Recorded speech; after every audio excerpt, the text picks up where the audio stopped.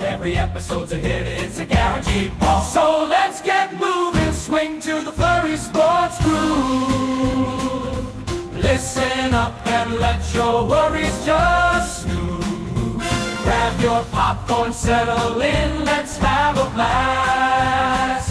With Zach and Jake, the Flurry Sports Podcast. We're live again after last week, after the cornbread participation in the chat. I mean, really made the show. There's a different energy around a live crowd, and I'd love to feel that someday, Jake. I'd love to feel it someday. But for now, we're digital. It's episode 191. What better way to celebrate 191 episodes than to do a live stream on the Flurry Sports Podcast? So that's exactly what we're doing. And today we have quite the segment, quite the planned out segment, because Jake has been doing some research. He has been in the lab. He has been figuring out multiple things. First off, what's it take to get into the NFL Hall of Fame? We'll discuss that. And then two, if all these pesky Hall of Famers didn't exist, who's the best ball coach? Because anyone can coach a good football team. You hear Urban Meyer, or not Urban Meyer. Hopefully you don't hear Urban Meyer. Nick Saban. Nick Saban's whole thing ever since retiring, he likes to say he found out he's not good at coaching bad players, so he only recruited good players. To me, that sounds like Nick Saban can't coach football. I don't know about you. But it's pretty easy to coach John Elway. It's pretty easy to coach Joe Montana. But is it easy to coach Teddy Bridgewater? No, it's not. It's not easy to coach Will Levis, as we'll probably see on Monday Night Football tonight. So Jake's going to figure out, he's going to take away all of the wins from Hall of Fame, just quarterbacks, right? Yes. To Zach's point, I've taken away who is the best coach of all time if I took away every win they had with a Hall of Fame quarterback. And we're talking regular season because, I mean, that's where the bulk of the coaching happens. Once you get into the dance, anything can happen. Who knows? That's right. I did. So in real time last week, Zach gave some feedback. So just to talk through the criteria of the list, I did add in what is being retroactively called the Zach Bruner rule. So love this. Yeah, I think you're going to. So first off, no oldie moldies on here. This is the Super Bowl era, at least primarily. For example, Lombardi out because yes, he did coach in the Super Bowl era, but like so barely and so almost exclusively with Hall of Fame quarterbacks that it wasn't worth including. Someone like Tom Landry or Don Shula, who barely coached ahead of time but still coached plenty in the Super Bowl era, would be included. And I did my best to include still their numbers in that short window in front if it was with a non-Hall of Fame quarterback. So that's the first basic rule. Then Zach went through and did what I could in terms of found all of the games that they won. And I will say I went by their regular season list, like you said. So I took out all the games that they won with a Hall of Fame quarterback starting for them, and went through from there. So took all of that out, got my initial list. And then based on your feedback last week of, well, what about the big one? You know, what is the point if they didn't win a Super Bowl? And even though I'm not including postseason wins, because then the list just gets too weird and chunky in terms of totals. Yeah. I did include what I'm calling the Super Bowl bump, which is if you made a Super Bowl appearance without a Hall of Fame quarterback, I gave you 5 extra wins. Okay, that's fine. Arbitrary, yeah, sure. But it's consistent, but it's arbitrary. If you won a Super Bowl without a Hall of Fame quarterback, I gave you 10 extra wins. I thought you were going to say 7. So you get, no, 5 and 10. I can't. Okay. Okay, Yeah. That's good. That's good. Because trying to put numerical value on a Super Bowl, that felt okay. And I think as the list shakes out, you're going to see, I think that adds somewhat the important amount of value. So let's say someone made 2 Super Bowls, but won one of them. That would be an additional 15 wins because they got 1 win on there and an extra appearance where they lost. So as a Packer fan, I also will say Super Bowl is equivalent to a 10-win season. So the Packers have plenty of Super Bowls during this quarterback run that we will count. but they are Hall of Famers, so they will not. Yeah. And then, as Zach mentioned, what I think it's going to be most controversial, as you may imagine, there are, I'll tell you right now in the list is a little bit of a preview for those listening, that there are, hold on, lost my list. Nope, there it is. Okay. There are 2 current coaches on the list. Okay. There is a current coach who I have as an honorable mention. And then there are 2 coaches which I would consider very recently retired. Like they've got some quarterbacks who are still in the ether of, will this quarterback make into the Hall of Fame or not? In what I'm calling the Belichick rule, which is if I counted all of Tom Brady's wins, guess what? Right. Belichick would be number 1. We know Tom Brady is a Hall of Famer. I don't think anyone was going to begrudge that rule, but what gets tricky is, where do I draw the line? So I've drawn it to Zach's point, where I consider a guarantee. That's what I'm going to do at this point. I think there's going to be one player I get a little pushback on that I've guaranteed in, but otherwise I think I'm mostly going to get pushback on people that you think are locks for the Hall of Fame that I'm like, I just right now don't know if I'd bet my lungs on this guy getting in. Sure. And that we can say this is your Hall of Fame. That's fine. You can put ownership over it. That's fine. And if you're wondering what that line is, I'm calling it the Phil Simms line, which is Phil Simms isn't in, and he's got 2 Super Bowls. And so, like, are you better than Phil Simms historically? That's my line. So if you want to get mad at somebody, get mad at me thinking Phil Simms better than name quarterback here. So in terms of a Hall of Fame candidacy. So that's what I got, Zach. So I've got some maybes in there. Does that make sense for the math? And then we can talk through it in terms of placement, because then you and I are going to work through, as we talk through it, if we feel like some people should be dropped or added. And you can ask any questions about folks who didn't make the list on like why, because we throw one out there. Our boy Dan Reeves didn't make the list because a lot of his wins are John Elway related. Sure. Yeah. Yeah. So that makes sense. There we go. So we'll talk through it. If there's someone who jumps out at you, we can go. But let me start with my honorable mention, because this sets the stage perfectly. You brought this name up last week, and I didn't have it in my heart to put it on the list because he has 2 maybes. He's a current coach, and I think that one of his are for sure going to get in. And even if he doesn't, he's got 2 maybes. So I rounded up. So that coach is John Harbaugh. Okay. So John Harbaugh's total win amount, so this is his actual real life wins for regular season, is 162.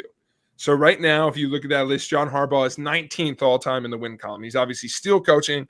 That number is going to go up. If you do the without a Hall of Fame quarterback as stands, you don't take anyone out you think is going to be a lock or whatever, that number would stay exactly the same, because his 2 major quarterbacks that he's coached are Flacco and Lamar. Neither of them, obviously, both are still currently playing. So yeah, they are. Yeah, they more are than the other. 100%. Go Flacco. So, and then to add in the Super Bowl rule, he's appeared once and won once, correct? Yep. Okay. So that's a 10. Yeah, that's a 10 additional. So that brings him to 171. Okay. 172. Correct. Sorry. Some of these current ones, if you're like the number's not exactly right, it's because I did the math and then they played this week. Yeah, that's coming in there. But 172. So that would be where he's at. So that would be good enough to scratch in at actually like 8th on our list, maybe 7th. So he could make it up there. Here's why I have him off, which is, in my book, there's just too many outliers, especially for Lamar. Lamar is a 2-time MVP. He's actively still playing and young. So he was the hardest one for me to project out if he's going to make it in, but there's not too many 2-time MVPs that aren't in the Hall of Fame in that way, especially one like if he gets a Super Bowl at some point, it's like over. Fully a lock. Yep. Fully a lock. And honestly, as much as a joke as it is, I at this point cannot rule out Joe Flacco eventually making the Hall of Fame. I think I Yeah. can, but like in the term of history, so it was just too much for me to be like, and that would be his entire win column because Lamar is still playing for him. Like there'll be some other guys on the list who it's like, at least right now, their current guy, I don't think is a Hall of Famer. Like he has no one that he's ever coached that I could be like, yeah, you're for sure never making it into the Hall. So I have him as an honorable mention. What do you think of any of the criteria I've thrown out and John Harbaugh now that we've got an example out there as an honorable mention? I think what you did is fine. I'm not ruling out Flacco being a Hall of Famer either, but not for anything he's already done. Maybe he goes on another run. I don't know.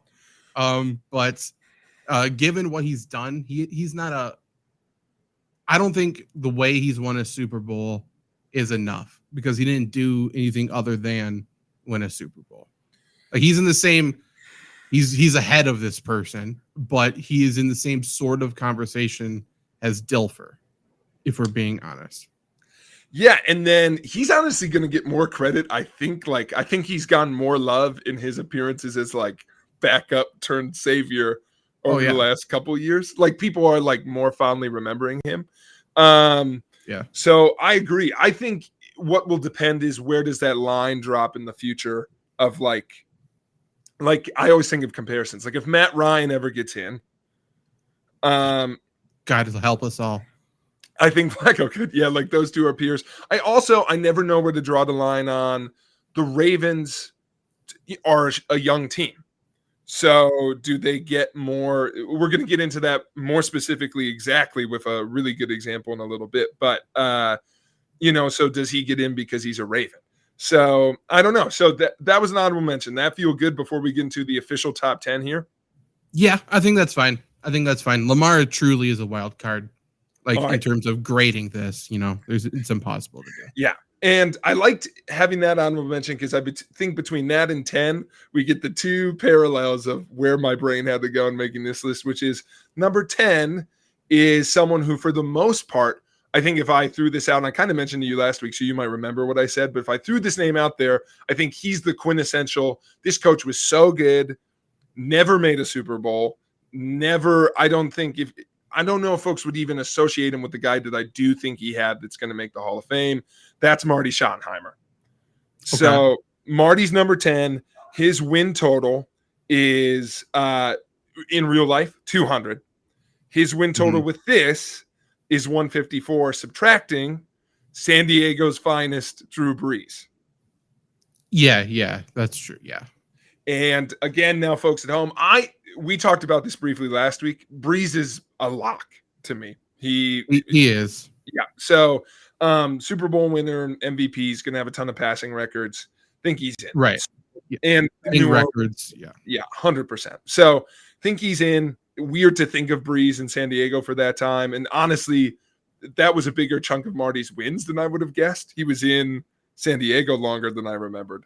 But sorry, just reading the comments. Continue. No, that's okay. And I can't see those. So if there's anything you want to shout out as they have it, let me know. But so Marty's win count with our math here is 154 because he gets no additions for Super Bowl appearances or anything. That's just wins without a Hall of Fame quarterback. So still, that puts him at 10 on the list. He's kind of the drop-off line. There's a lot of guys around Marty. Randy thinks you look jacked, by the way. Don't let that distract you, though. Oh, thanks, dude. I feel jacked. Yeah, too much. Anyway, but I love Marty was the one I really wanted on this list, to be honest. Okay. He's such a journeyman. He got all these wins at all these different places. A lot of them in his time with the Chiefs. A lot of them, like people forget he was in Washington for a spell, Denver for a spell. Just like kind of went everywhere, won games everywhere. And yeah, I don't know. I think a good fit to this criteria, which is good coach who never really ever had that quarterback. Because I also Brees went on to be Drew Brees. I don't know if he was fully that in San Diego. No, for sure not. Not until Sean Payton. Yeah, not until Sean Payton, guys. Hold on. By the way, Sean Payton, not on the list because all of it is essentially Drew Brees. So there you go. Over Bo Nix, though. Yeah, that's true, but he might be Hall of Famer too. So that said, any other thoughts on Marty at 10? Great coach. I'm honestly surprised he made the top 10, but I think it's worth it. He's definitely an all-timer. He's great. Yeah.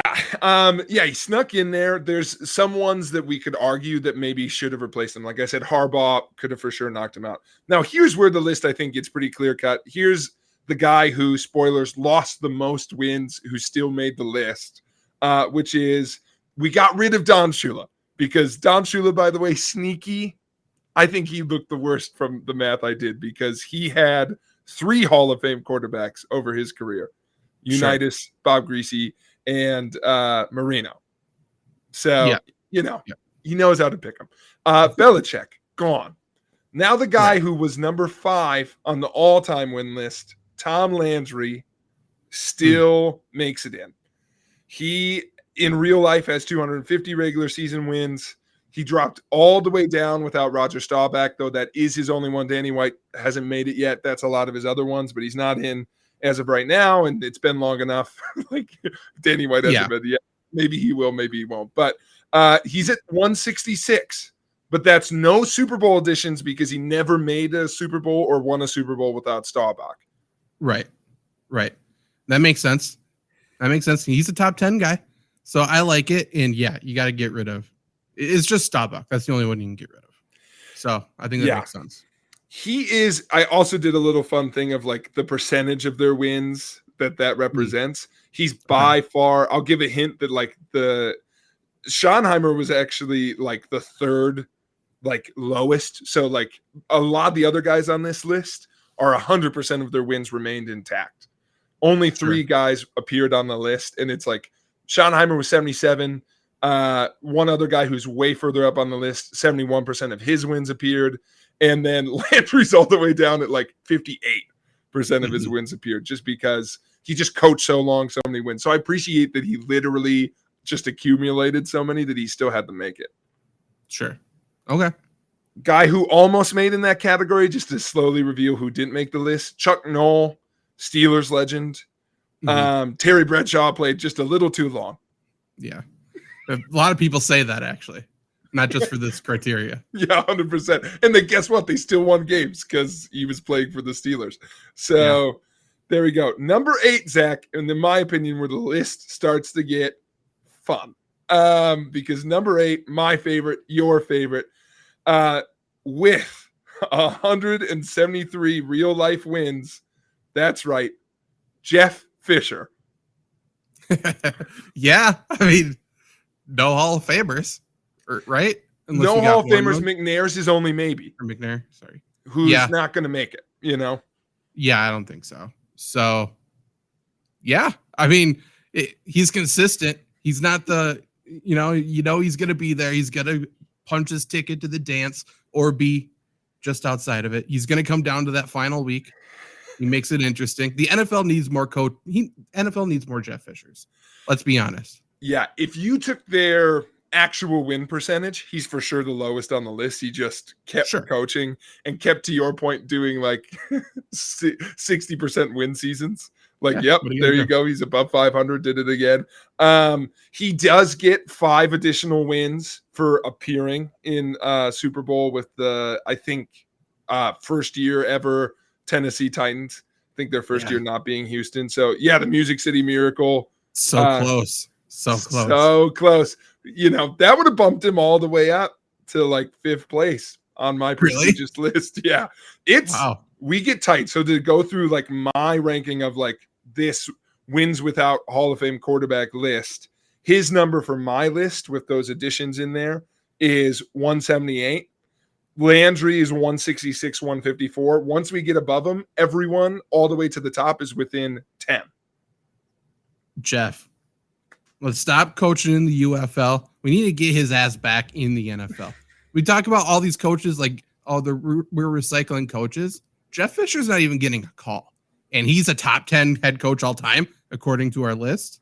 Yeah. What are you doing? I will say, if I was going to make a critique, if you dig into Jeff Fisher, and this is not going to surprise anyone, but once I say it, then you'll think about it. He would have been basically in the same spot if he had never coached like the Rams.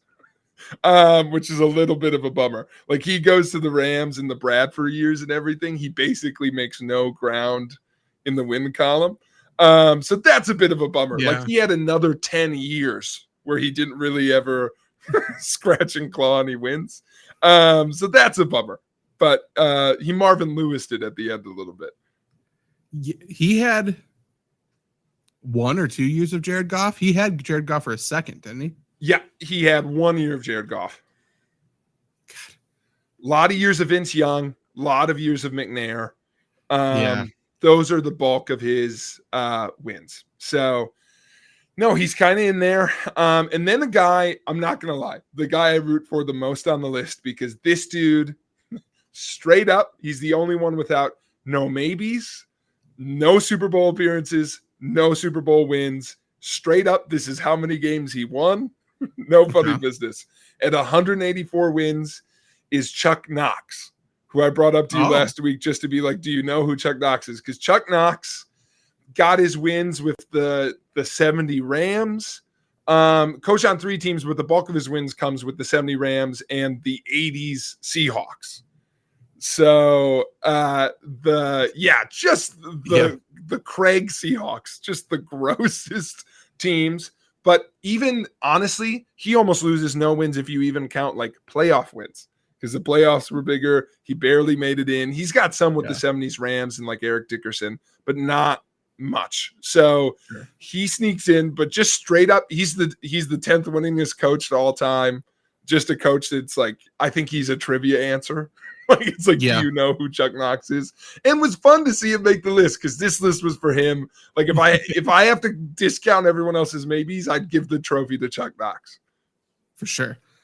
I'm a little surprised you didn't work the system in your favor to make that happen, because there's certainly a way to do that. And Randy, also spoiler alert, don't do that. He said Jeff Saturday's an underrated coach. We're not done with the coach list. We'll see what happens. Never know. Yeah, we'll see who gets in there. The guy, honestly, that I was like, I thought was going to be in there, but Knox does it even more so, is now I got to go through my initial like scratch list, so I'm probably not going to find him. But Reeves loses too many because of Denver, but his like Dirty Bird Falcons days, I was like, Dan Reeves is going to sneak in there, but no, I forgot how long he was in Denver. But not Chuck Knox. Chuck Knox is just in there, never ever going to get one of his quarterbacks put in the Hall of Fame, or I don't even know if they were nominated. So we'll see, but I like that Knoxy made the list. Me too. That was number 7. He's number 7, and here's where we go. So on our list, he's 184 with our adjusted win totals. 6 and up. I'm going to give you the totals right now. So if you're playing at home and you want to spoil yourself, you could do it if you could figure out my math. So 6 is going to be 185, then 189, then 190, then 191, then 191. That's right. We've got a tie that we're going to get to, and then 197. Okay. So there is a clear winner to look forward to, but I would say 6 and up is where Zach's going to be like, why is this guy ahead of this guy? Because it really gets into who I think is a Hall of Famer. That is not yet really burned into me. It starts to really become a thing. Because at number 6, Zach, recently retired. Will he return? Will he climb up this list? We'll see. Because also now we get into coaches whose win totals are higher than their actual win totals because of their Super Bowl appearances. So coming in at number 6, recently retired, Pete Carroll, who keeps all of his wins, even from his 1990s days. And look that up. Wasn't as bad as I thought it was. Want a good tip to be on the list? Coach the Jets. There's a hint for what's about to happen in the future. But there you go. But Pete Carroll's on here. He keeps 100% of his wins, of course. So all 170. He adds 15 for making 2 Super Bowls and winning one of them. So he comes in 185. So he jumps hardworking Chuck Knox with his Super Bowl appearances. So those are some of the decisions that start to get made. He is not the biggest jump on this list. The next guy takes the cake on that for sure. But I will say, Zach, here's the question. Now it starts to get into debate. Yeah. I hesitated on Russell Wilson because he's a Seahawk. That's why? There's no Seahawk quarterback. He's got all those records with a bullet. Yeah. If you want Seahawk representation, they've got one of the fewest in the Hall of Fame. So my question of, if a Seahawk's going to make the Hall of Fame, you know, some of the Legion of Boom for sure. Like Marshawn's a candidate this year. I think that could be an indicator, but yeah, I don't know. I have him. I've obviously not counted it here, or Pete Carroll would almost have nothing. But that would be the question: is do you hesitate on if Wilson's going to be a Hall of Famer? I think it's going to be closer than people think, but I mean, we're talking about a guy who never received a single MVP vote. I don't think he really has any records. No. He wasn't like an overwhelming stat producer. So we're saying there's a person who's made 2 Super Bowls, won 1. I believe that's what it is, right? Yeah. Like I think he's damaged his career so fucking much after Seattle that he has no shot. I think like retiring at Seattle, like that end of that run, there's going to be some people pushing for it. I think he's completely ruined it. I think so too. Now, here's an interesting question when we start getting a reputation, which is, does Pete Carroll deserve credit for what essentially, because the argument there would be he's a defensive coach. And I've always been curious, like, does Pete Carroll deserve the credit for great defense when I think he's somewhat thought of as an offensive mind, but he's definitely on this list because if Wilson's not a Hall of Famer, then I think you give credit to how good that defense was consistently. And then, you know, it was a good all-around team, but I am curious on like some of the guys we go up, they're defensive coaches. So it makes sense that they're high on this list. He's one where it's like he's probably like eyeing that thread of, I found a quarterback just good enough to not be a Hall of Famer and still paid all my defensive players, which is probably the formula. Yeah. Yeah. I mean, they did have to pay Matt Flynn there for a hot second as well, but terrible. But Pete Carroll for sure, defensive head coach. I think he's one of the best football coaches of all time, whether you talk about college or NFL. So I think he's more than willing or more than worthy of this top spot, or not top, but borderline top 5 spot. Like he's incredible. I don't think Russell Wilson's a Hall of Famer. I think that defense was insane. And I think Pete Carroll is going to be a Hall of Famer, to be honest. I think so too. Yeah. Does that negate everything then? Or not? I don't know. I will say one of the things I was going to look into, and for a future list, is do I reverse this list and do it with best quarterbacks? But then it becomes so weird because here I could boil it down to wins. And even then I'm negating postseason wins. Can I do just wins with quarterbacks? But I did think about doing that, especially because what I want to do is also say, screw you, Tom Brady. If I'm going to say, screw you, Bill Belichick. I mean, what you're essentially doing here is you're doing, in my opinion, you're kind of doing the wins above replacement like baseball has. That's what I wanted, was a holistic stat. So I tried to get into that. That's my favorite part about baseball, is I can just compare a pitcher to everybody else. And it's not perfect, but at least I can look at something. You can't replace a Hall of Famer at quarterback unless you're Bill Belichick. You can't do that. But you can replace a Russell Wilson. You can replace one of these guys. That's my line. That if we're talking, we're going to debate about Hall of Famers in a second. You can't replace some of these guys. And with that being said, can you replace Tim Tebow? I don't think so. Like, he's a one of one. You notably can replace Kyle Orton with Tim Tebow in the game. In the same game, yep. But no, I know this stat, Zach, I wanted to look more into, but honestly, I was like, that's almost a different rabbit hole, which is how many Super Bowls have featured a Hall of Fame quarterback versus a Hall of Fame coach. I expected the disparity. So like winner or loser, just one of the two teams has a Hall of Fame quarterback. And then I did the same thing with Hall of Fame coach.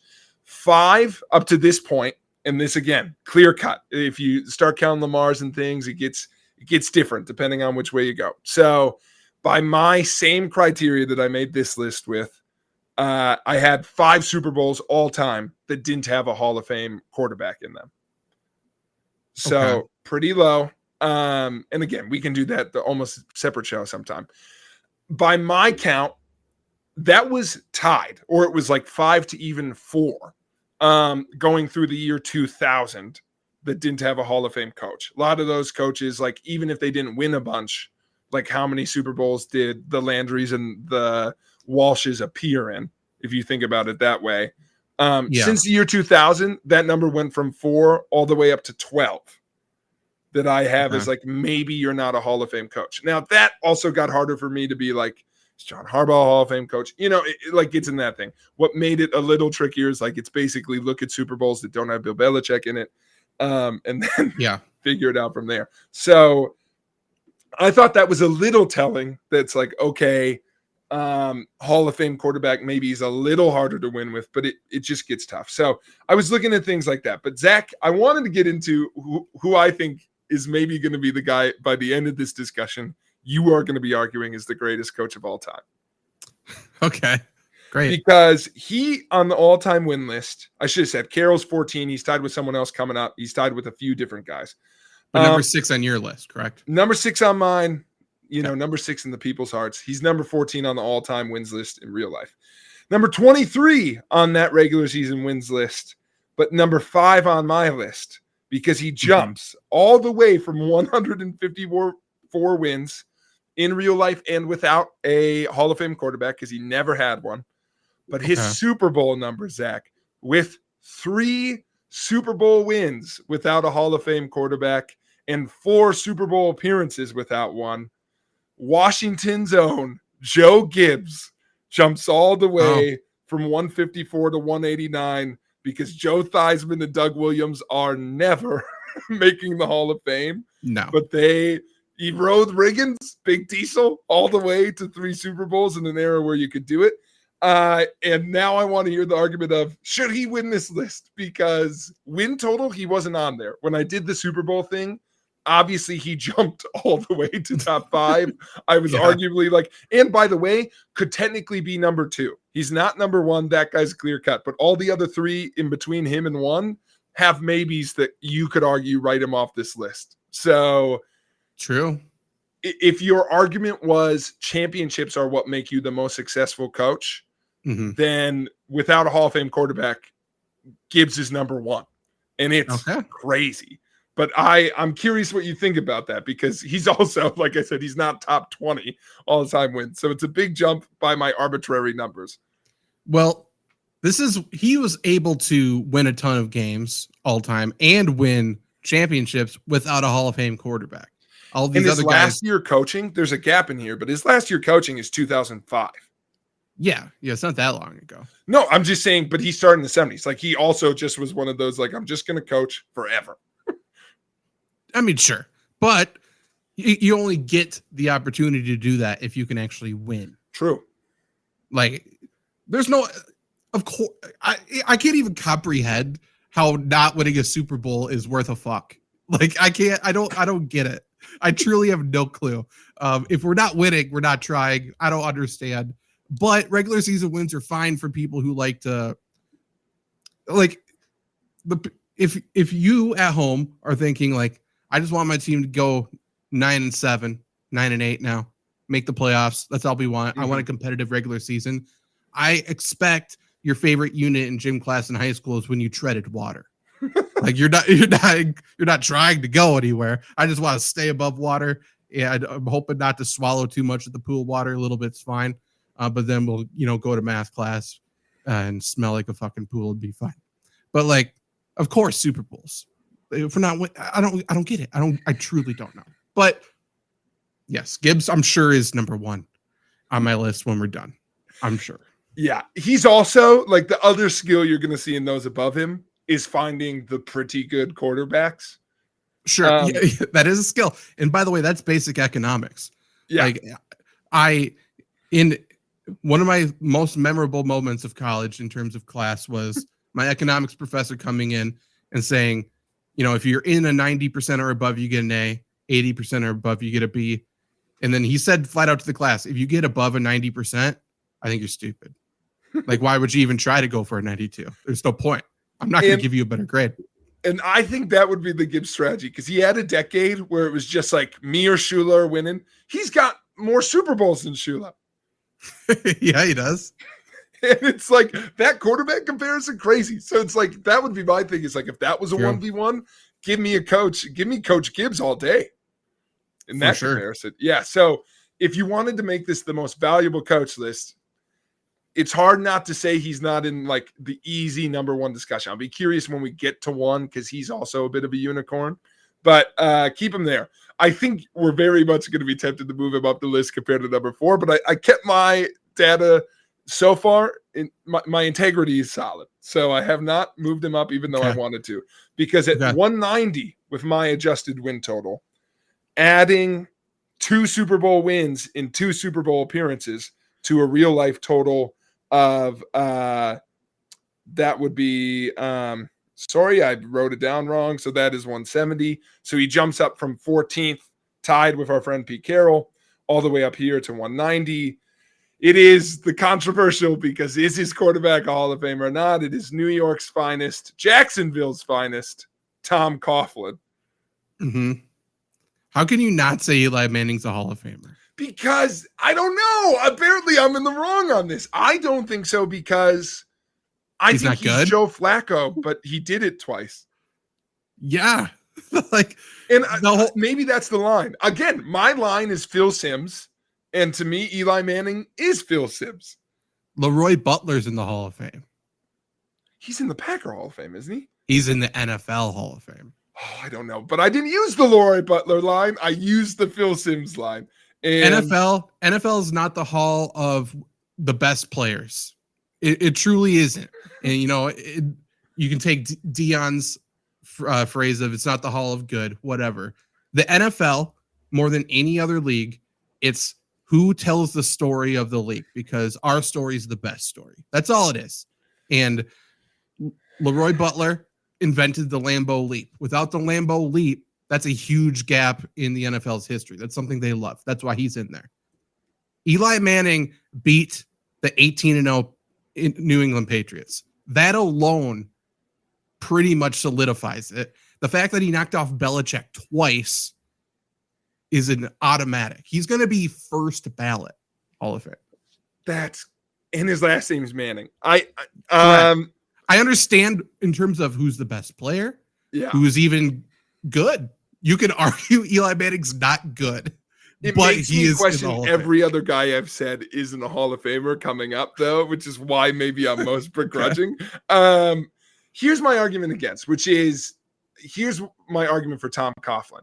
I don't give Eli the credit for those wins, though, in the way that it's like, I do question some of the Brady. Like, it's hard to separate Brady from Belichick. I would, who gets more credit there? I have an easy time separating Manning from Coughlin. It's like, if I had to give credit, let me start looking at the defensive Hall of Famers he had. But he also had to coach Mark Brunell, who, by the way, was also one of the captains on this list. Mark Brunell, that's how good you can be. He was a big one. Jeff George appeared a couple times. So I don't know. I went back and forth. He was just one who was like, Eli was always fine, and he had 2 playoff runs where, again, I would say he was fine until the Super Bowl, where he was very good. Yeah, I agree. That was my argument. I totally understand he might make it, but that's how come I didn't disqualify him. Odell Beckham catch. One of the biggest moments in modern NFL. He didn't catch it. Okay. It was also a terrible throw, but he threw that. It's so true. Just like the throw, by the way, his most famous throw, the throw to fucking, was that Die or Hicks? Amani Toomer? No, in the Super Bowl helmet catch. Was that not Toomer? I don't think so. I think it's Hakeem Nicks. Maybe it was. Whoever that was, bad throw. It's a bad throw. It's a great evasion and a bad throw. Okay. So that's 4. Controversial. So far, you would have Gibbs over Coughlin, which I think I hate Tom Coughlin, but I also knew that. So number 3, Zach, I would say number 3 also probably not going to move for weird reasons, because number 3 is number 4 on the total win column. Spoiler alert, folks, by the time he retires, he's going to be number 1. He's made the most progress recently. Number 3 is Andy Reid, who in real life, his win total is 261. He might not get Shula's in the 300, so he's got a way to go, but he's obviously got Mahomes. Now this is where people get mad at me. I've taken the Mahomes wins out. He's a Hall of Famer. No, I think that's fair. But will people get mad that I'm that confident with Mahomes and not that confident with Eli? No, No, because Mahomes has the accolades and he's good.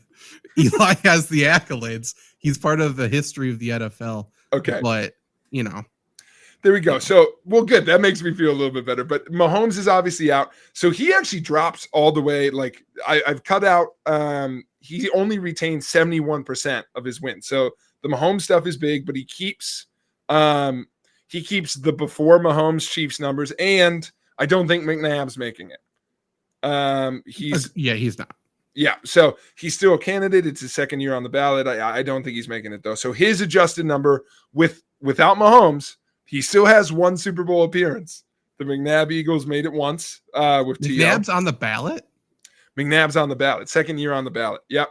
Wow. I checked it today just to see who is still a possibility. So he's in there. I don't think he's making it. Again, it'd be the Eagles argument, which I just don't know. But I don't have him in there. So his adjusted win total was 186. I had a Super Bowl appearance. It's 191.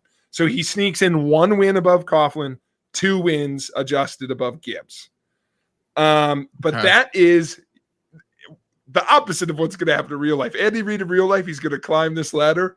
On my list, he's frozen in time because he's never going to gain any more wins as long as Mahomes is his quarterback. And he's not coaching after Mahomes is done. No, Joe Gibbs has a better chance of coming back, coaching someone else, hopping him on the list. He should. Why wouldn't he? So, but what do you think of, because Reid, I think, was the one that made you talk about the Super Bowl argument. So let's talk about Andy Reid separated from Mahomes and if he deserves to be a top 3 coach all time pre-Mahomes. I think so. I think first off, just the most recent thing prior to Mahomes, like he made Alex Smith an MVP candidate. And like that entire offense was buzzing before Mahomes.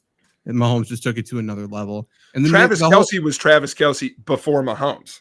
Right, correct. Yeah, people forget about that. And they had Hill, and it was great. And in Philadelphia, the whole thing was like Andy Reid is, and he's perfect for this specification, right? Because it's like Andy Reid is the best coach to never win it all. For whatever reason, he makes it to the playoff, and then he does a swan dive, which shout out to early Flurry Sports. We had Andy Reid coming on the show telling us to knock it off because we kept talking shit. But he was always incredible. He was always an offensive brainiac, and he just gets a good defensive coach to coach alongside him. And he, the only other guy who appears, the stuff he did with Mike Vick was insane. Right. And I think the thing I want to give him credit for is the only other guys on this list who were in the top 10 in the regular season win totals unadjusted, not my list, so less important, but are, if you go all the way back down to Landry and Schottenheimer. So the beginning of the list, and they lose more, folks.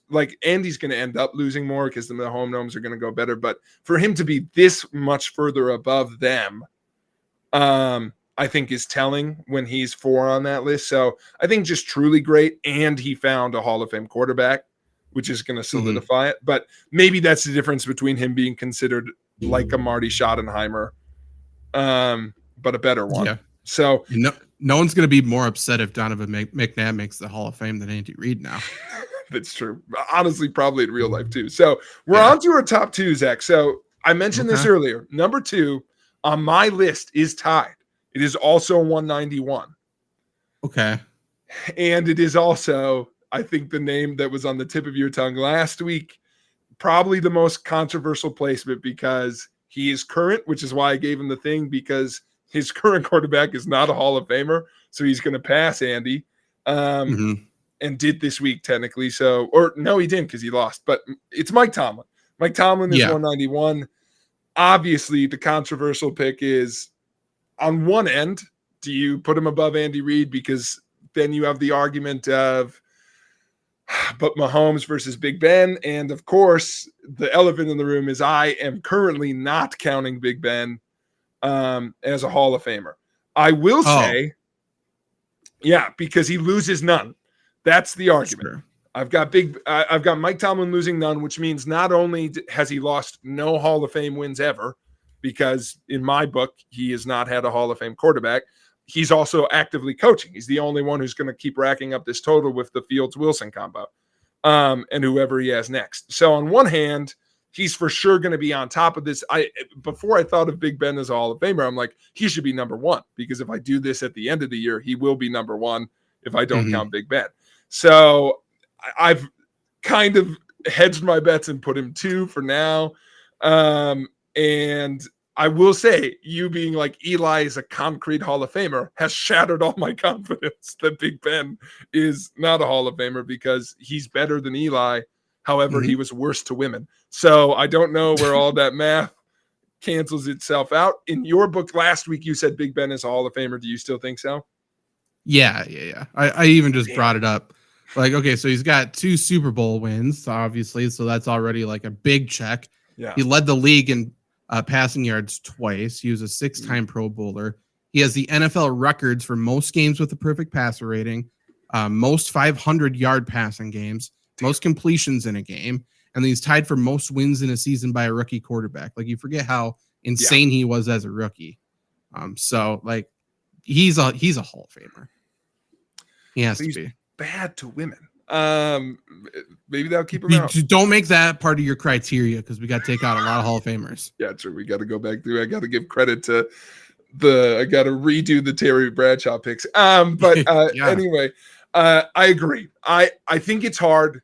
I thought about just taking him off the list, because once I started thinking about it, I'm like, man, I do think Big Ben's going to get in, but I'm going to leave him there for now, because also I just didn't know where to move him. I still think he deserves to be on the list, because Big Ben was out a while ago. Tomlin's just so good, but I didn't know what credit to give him or not give him. So for now, he stays on. Because it got into some hard, like, is he in, is he not things there. So for now, he's number 2. Keep Tomlin on until he has enough wins without Roethlisberger where he makes the list anyways. I like your thinking. Yeah, he's just going to keep coaching, winning season after winning season. But Zach, number 1 with the bullet. I think the only argument you can make is if you get into some like Tomlin shenanigans. Sounds like you might be more privy to some Joe Gibbs shenanigans. But number 1 with the bullet. Do you have the guess of who's left off this list that has to be number 1? I truly don't know. All right, let me lay out the hints I've given to you, okay? And then you're going to get it. Because number 1 on this list, Zach, was 197 adjusted. So he's done all of the things we've said you needed to do. So he was I won't give you his actual win total. I don't want to be that specific, but he's got a couple different quarterbacks who are just on the line of the Hall of Fame, but definitely are not making it in. He has won 2 Super Bowls and made 3, and he knows how to pick his guys to be just great, good defenses, but his quarterbacks are not Hall of Famers. On multiple teams. Any guesses? Multiple teams. And not current, I assume. Not current. 90s guy. 90s guy. Oh, is it Shanahan? No, Shanahan. No, it's not Shanahan. He had Elway. It's the big tuna. It's Bill Parcells. Oh. I mean, yeah. That's fair. I'm fine with Parcells. I was doing it. I'm like, oh man, it's just obviously Parcells. I'm like, oh, the math. Because if you think about it, it's the Phil Simms rule. How good can your quarterback be? Phil Simms, Drew Bledsoe. That's how good your quarterback can be. So when you think about it, it makes sense. He does, he's in there with some Cowboys years, but he never has a Hall of Fame quarterback. He never coached Aikman. So he continues to coach Drew Bledsoe. And then he briefly coaches Tony Romo. So it's Simms, Bledsoe, Romo all the way through. So he always has a pretty good quarterback. Honestly, my only thing is it is like I as I was going through the list, I'm like, Phil Simms should be in the Hall of Fame, but I don't know if I want to tell you on that hill. He's got 2 wins. He made it. So he obviously has those 2 Giants wins. And he's just, this list is the Bill Parcells list. He's got Lawrence Taylor. He's got that defense. He goes to I think honestly, his coaching job with the Patriots And oh, by the way, I didn't say the Jets, but like he makes all of his teams pretty good. His defense is great everywhere. No more so than with the Giants. And then that Super Bowl total takes him from an adjusted. So without the Super Bowls, he would have been at 172. So I can read that list. The non-Super Bowl list was way different. So he made it, but not this high. Counting the Super Bowl thing, him and Joe Gibbs jumped the most. So to me, it makes sense. Like Bill Parcells is, I think that argument was always there of like how good he is. And now that we've separated all these other people who have a maybe Hall of Fame quarterback, it's crazy that it's like, no, he doesn't. Sims and Bledsoe are not making it. Yeah, right. I mean, Parcells is one of the all-time greats. You talk to the all-time great coaches and they just say like how much they learned from Parcells.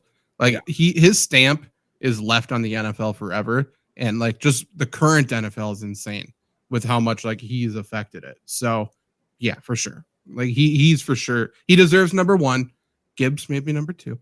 But Parcells deserves number one. Love him. He could be, you could argue him top 5 all time, no matter what the argument is. You know what I mean? And that's kind of what I wanted to do with this stat, right? Is like, who do you throw in arguments? And I think the ones I feel most confident throwing in arguments, and it's kind of why I left them, is like, honestly, out of my top 5, I would definitely bump like Coughlin and put Carroll in instead in my top 5. And I would probably leave the order the same. I would probably go, maybe you move your boy Gibbs up, but it's like if my top 5 is like, let's get all the other junk out of here. Like if my top 5 was Pete Carroll, Joe Gibbs, Andy Reid, Mike Tomlin, and Bill Parcells, like it's pretty great. I think you get into the niche of the Shula and the Belichick argument. And I honestly, you know what this list is? It's a fuck Don Shula list. Because I've come out of it. Don Shula is the offensive mind who's that high up the list. And honestly, Tom Landry. But Tom Landry coached for 4 decades and hung in there enough to stick in. But honestly, like Belichick, you could argue like the defense was a part of it, but Brady became Brady. I don't know, man. Like Parcells. I don't know. There's people, including myself, forever until Brady got number 6, I think. And it's like Brady, like look at Brady's Super Bowl performances. The Patriots won despite Tom Brady a lot. I know. And that's the argument. And so all of that. But what was eye-opening to me is, but there were guys who it's like, they don't have to make that argument. Like Bill Parcells. Like, honestly, then it gets funky of like, what I want to see happen is what happens when Andy Reid and Tomlin catch Belichick's win total. Because I think that's going to happen. Another big part, and this isn't, we don't need to debate any of this. Just look at the assistant coaches of some of these head coaches here. Yeah. Parcells is a big one in that way, and I think so too. Like I said, Gibbs is the weird, like Gibbs in some ways feels like the odd one out, but it's just the Super Bowl wins that like propel him into this conversation.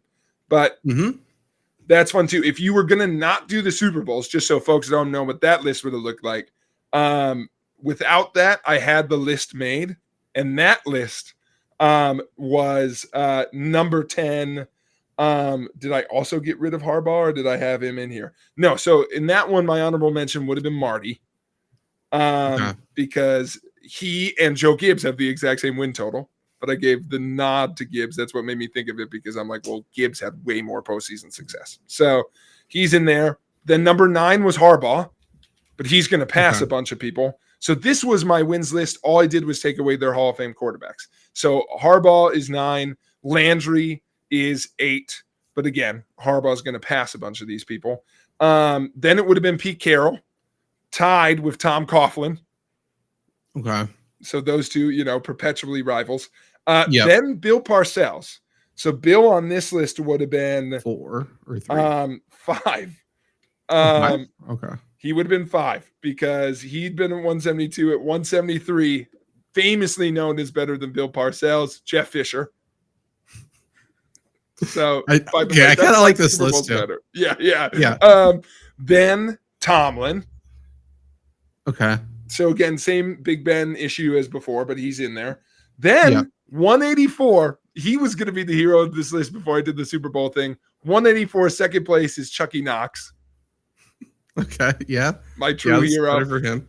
And then at 186, and again, kind of stuck there forever, is Andy Reid. So before I did the Super Bowl thing, that was like the clear cut thing is like, if you take away all this shit, it's definitely Andy Reid and maybe Mike Tomlin, depending on the which way the Big Ben thing goes. But it was interesting without the Super Bowl thing that it was like, oh, Andy Reid is like that good. Which was kind of crazy. Yeah. He's Chuck Knox is Chuck Knox, you know? That's true. People are saying that. A lot of people are. So that was a different world. The Super Bowl thing, you can see, definitely shook it up. I thought it was funny that like Andy Reid clearly didn't benefit. It just goes to show what we used to say about on the show. Like he lost the argument with the Super Bowl success because Andy Reid gets passed with that Super Bowl list by 3 people, you know? Yeah. I mean, at the end of the day, like I feel like great coaches can get you there. Super Bowl Hall of Fame quarterbacks win you the Super Bowl. And Andy Reid's like a perfect example of that.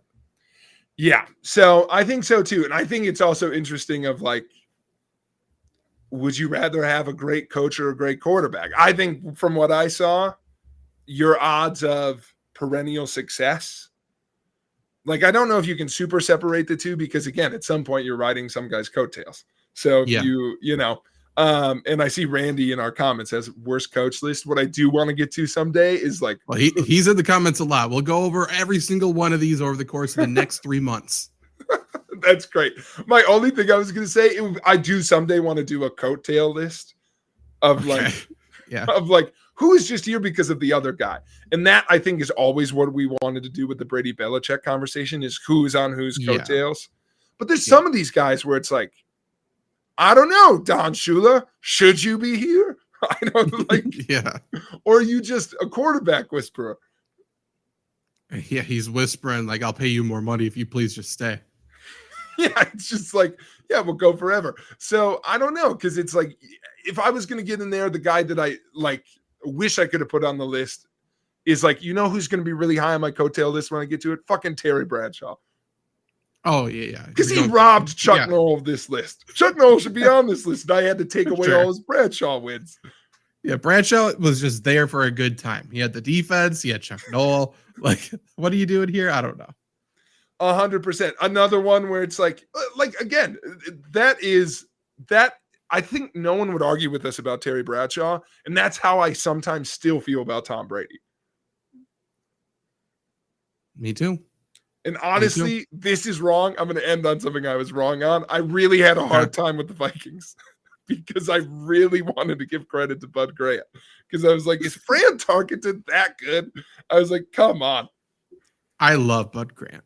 Me too. Sure. And I couldn't count them because of fucking Fran. They were like united at the hip. Mm-hmm. Yeah. We could turn a blind eye for Tarkenton. It's our list. Yeah, fuck it. I could do whatever I want. I know. By the way, there was a real moment where I was like halfway through this when I was making it, I'm like, man, fuck Tom Coughlin. I was like, I don't know why. Out of all the guys on the list, I'm like, fraud. I was like, you shouldn't be here. Harbaugh should be. You're not wrong. Fuck Coughlin. It's so weird, though. Like, he is good. He's just really grouchy. I cannot wait. There's going to be a Coughlin documentary.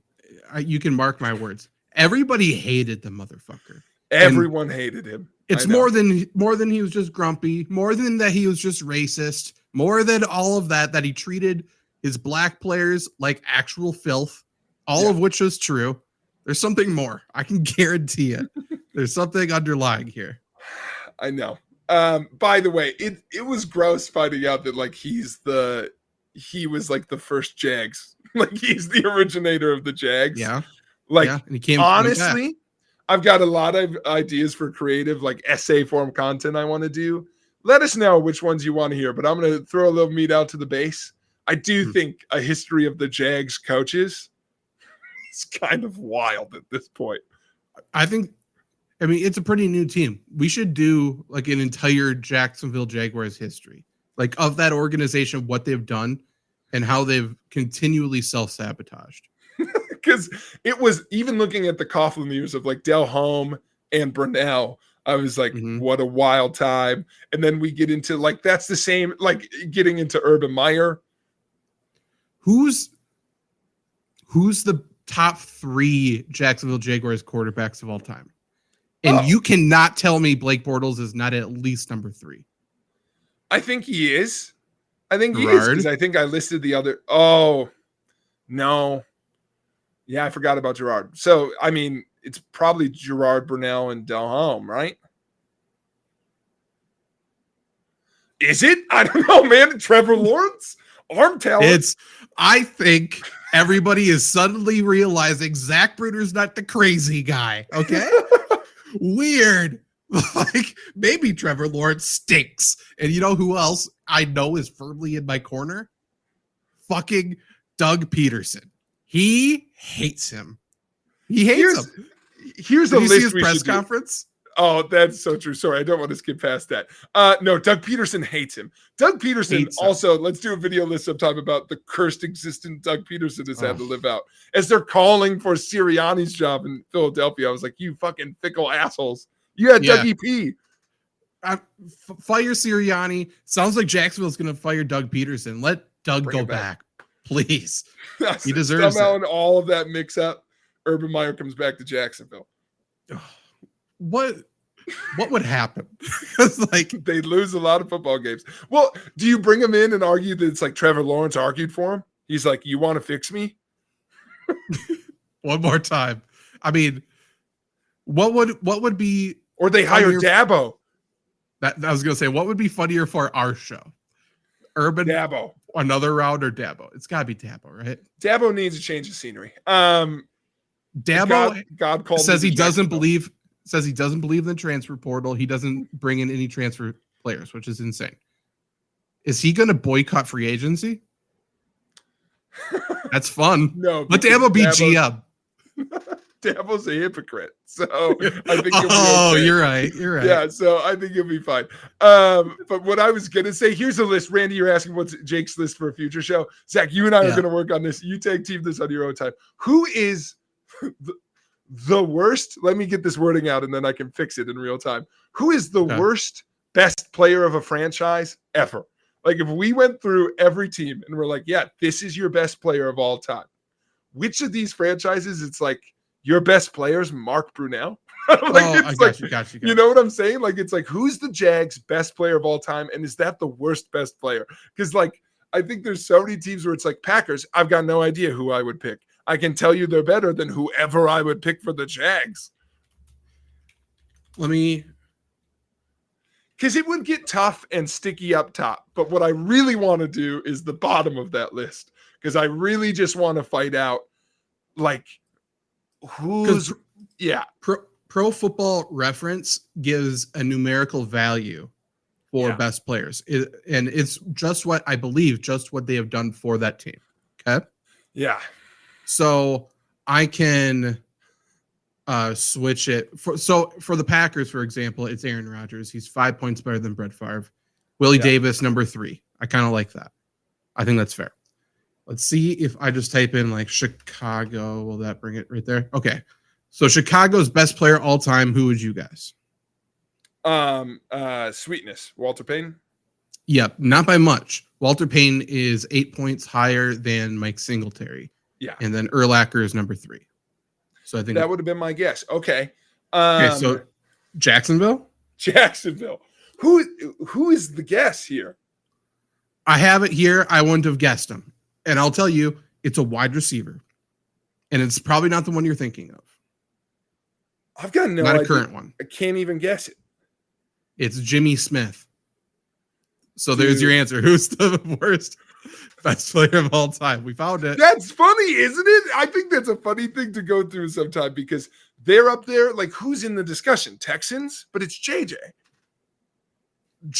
Andre Johnson's better. Who's worse than Jimmy Smith? Maybe that's the question. Is there maybe should we go out on the top 5 best Jacksonville Jaguars of all time according to Pro Football Reference? Yeah, please. Okay, so number 1, Jimmy Smith at 118 points, very low, played 171 games. Number 2, shout out, been mentioned on the show in recent seasons, love him, Fred Taylor. I think that's a good one. Yeah. So we've gone through 2, not a quarterback yet. Number 3, Mark Brunell, who you just talked about. Now, the Hall this of is Very where, Good, which I will make someday, is going to star Mark Brunell. Right. I'm going to skip to number 5 because number 5, who's the most known Jaguar to you if you had to think of MJD. like a vault? Yeah, MJD is number 5. Number 4, and we'll go out on this, and this is my favorite pick of the entire thing. Center, Brad Meester. Meester. So let's get moving, swing to the Flurry Sports Groove. Listen up and let your worries just snooze. Grab your popcorn, settle in, let's have a blast. With Zach and Jake, the Flurry Sports Podcast.